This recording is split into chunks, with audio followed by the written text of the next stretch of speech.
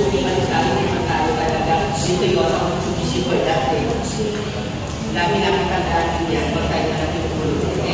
Sa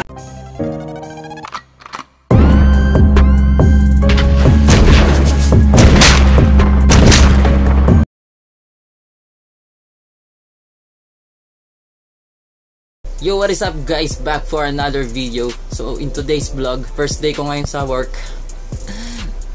So may epa lang dito guys, wag nyong intindihin to. So ngayon malakas ulan, 6:30 na. So dapat mga 7:30 sana doon na ako. Ewan ko, sana wag ako malate dahil mawawalan tayo ng allowance niyan. So si Rose di na daw tutuloy sa bench kasi wala daw magbabantay doon sa anak namin. Ayun, natutulog.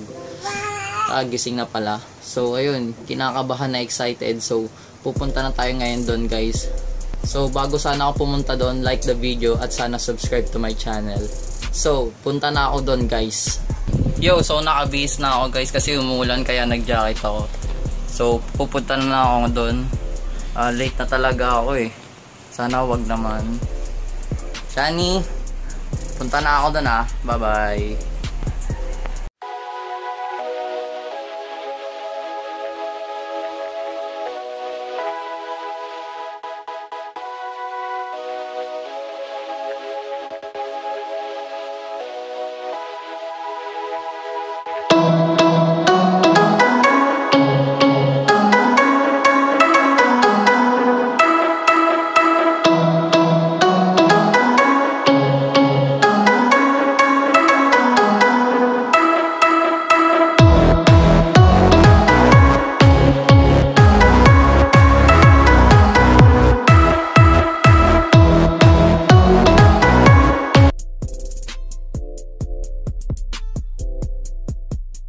Yo, so nung first day ko ng work, natapos na siya kahapon. So ngayon, pangalawang araw ko na. So recap lang na nangyari. So first day ko, syempre wala akong kakilala. Meron sana akong kaibigan doon, si Kit, kaso absent siya nun. Doon sa may showroom ngayon, nagpakilala yung tatlo kami.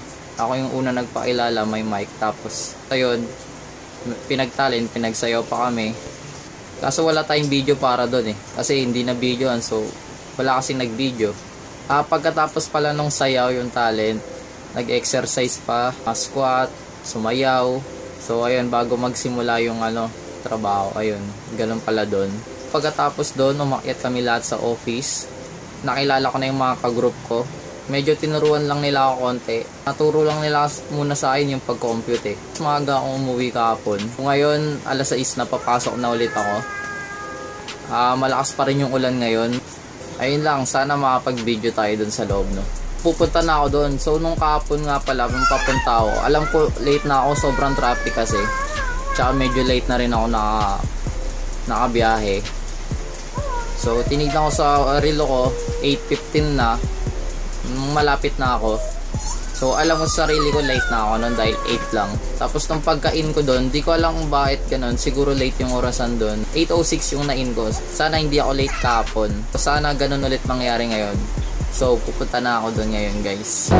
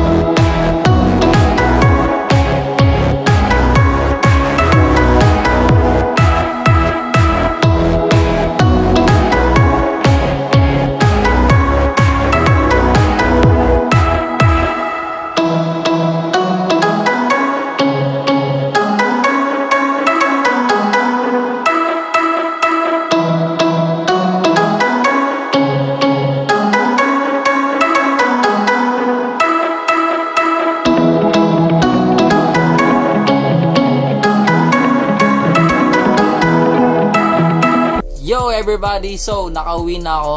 Ito yung second day ko sa trabaho, so tapos na naman. Dahil wala yung kaibigan ko doon, si Kit, kailangan na talaga siyang pumasok para maturuan niya ako. Kasi yung mga katim ko doon may busy, ganyan. Hindi nila ako na-assist. Ang aga na naman ng uwian ko ngayon, siguro mga 1:30 nandito na ako. So yun, napakalakas ng ulan, tapos ayan, baha. Sobrang lakas na talaga ng ulan ngayon. Baha na kung saan lugar. Pati yung mga nadaanan ko, buti naman sa nilakaran ko hindi. Yung mga nadaanan lang ng sinakyan ko. Hindi ko muna tatapusin to vlog na to kasi si Rose magpapa-check up daw siya mamaya alas 6. Sana may pera kami pa-check up. Mamaya na lang. Kasi alas 2 pa lang ngayon. Mga alas 6 kami magpapa-check up kasi alam ko break sila dun sa clinic eh. Clinic ba yung tawag dun? So yun guys, mamaya na lang.